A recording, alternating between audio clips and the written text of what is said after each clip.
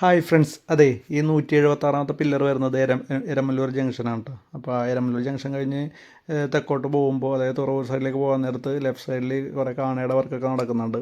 അപ്പോൾ ഞാൻ നേരത്തെ പറഞ്ഞ പോലെ ഈ ഫൈബർ TMT കമ്പി ഉപയോഗിച്ചുള്ള വർക്കുകളാണ് നടക്കുന്നത്. നമ്മൾ പക്ഷേ ഈ ഒരു വർക്കൊന്നും കാണാനല്ല ഇങ്ങോട്ട് ഇറങ്ങിയത്.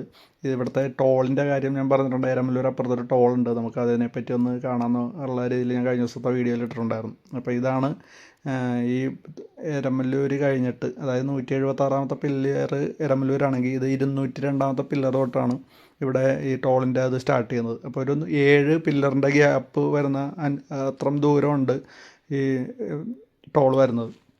അപ്പോൾ ടോളിന് ഏകദേശം ഒരു 11ഓളം വരിപ്പാത വരാനുള്ള ചാൻസാണ് താഴത്തുനിന്ന് നോക്കിയിട്ട് മനസ്സിലാവുന്നത്. അതായത് മറ്റുള്ള 6 വരിപ്പാതയാണെങ്കിൽ ഇത് ആ ഗ്യാപ്പ് അനുസരിച്ച് നോക്കുകയാണെങ്കിൽ ഏകദേശം 11 വരിപ്പാത വരാനാണ് ചാൻസ് കൂടുതൽ. പിന്നെ ഇതിൻ്റെ മുകളിലത്തുള്ള ഒരു വീഡിയോ കൂടി ഞാൻ ചെയ്തിട്ടുണ്ട്, അപ്പോൾ കാണിച്ചു തരാം. അപ്പോൾ ഇത് താഴത്തുനിന്ന് ഇങ്ങനെ എണ്ണി നോക്കുകയാണെങ്കിൽ മറ്റുള്ള ആ ഗ്യാപ്പ് വെച്ച് നോക്കുമ്പോൾ ഏകദേശം 11 എണ്ണം തന്നെയാണ് വരുന്നത്. അപ്പോൾ ഇതിൻ്റെ മേളിലത്തെ അടുത്തുള്ളൊരു കെട്ടിടത്തിൻ്റെ മുകളിൽ നിന്ന് എടുത്തു കഴിഞ്ഞപ്പോൾ ഇങ്ങനെയാണ് കാണുന്നത്. അപ്പോൾ മേളിൽ വേറെ വർക്കും കാര്യങ്ങളൊന്നും നടക്കുന്നില്ല. അപ്പോൾ അപ്പോൾ ഈ വർക്ക് എന്തായാലും കൂടുതൽ സമയമെടുക്കാൻ ചാൻസ് ഉണ്ടെന്നുള്ളത് ഈ ഒരു കാഴ്ച കണ്ടപ്പോൾ മനസ്സിലായി. Okay, bye bye.